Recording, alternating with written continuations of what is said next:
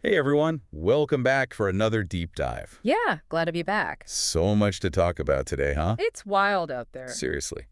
All right, so like always, we've been combing through the news this week, Yeah, and we've got some crazy stories for you guys. absolutely. Got our sources lined up and ready to go. So we're going to hit on some stuff that maybe you haven't seen, Yeah. kind of flown under the radar. Definitely some hidden gems in there. Yeah, exactly. It's like a little global adventure, right? Absolutely. A trip around the world in just a few minutes. All right, so first, stop the US of A. Okay.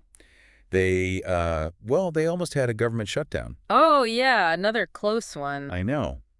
It's getting to be a bit of a habit, isn't it? It really is. But they managed to pass a stopgap funding bill, at least for now.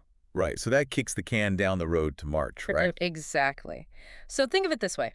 We're setting ourselves up for round 2 of this whole funding fight. Like a sequel nobody asked for.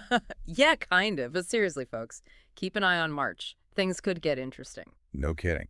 Okay, let's hop over to Russia now. Okay. So, Ukrainian drones hit buildings in Kazan, Yeah, and some of these videos circulating online.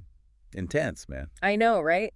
Almost like some people are comparing it to 9/11. Yeah, that's what I'm thinking. It's pretty jarring to see. It is, and it's a major escalation. We're talking residential buildings, an industrial facility. Oh, yeah. Even one drone got shot down over a river. The footage is all over the place. So what do you make of this? Ukraine hitting targets deep inside Russia. Well, it's a huge shift in the dynamics of this conflict, that's for sure. It raises all sorts of questions about how Russia might respond. No doubt. Okay, let's switch gears completely. I gotta admit, this next one kind of blew my mind. Oh. So get this, the Biden administration has deported more migrants than Trump. Really? Yeah, it's a 10-year high, apparently.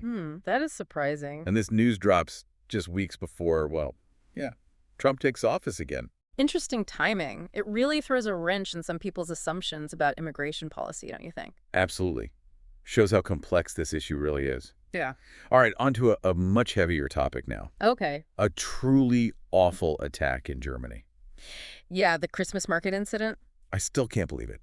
A doctor rammed his car into a crowd, killed 2, injured 70. It's horrific. And the fact that it was a doctor, of all people. It's just, I don't even know what to say. I get it. It really makes you question things. Authorities are treating it as a terror attack. They have to, right? Right?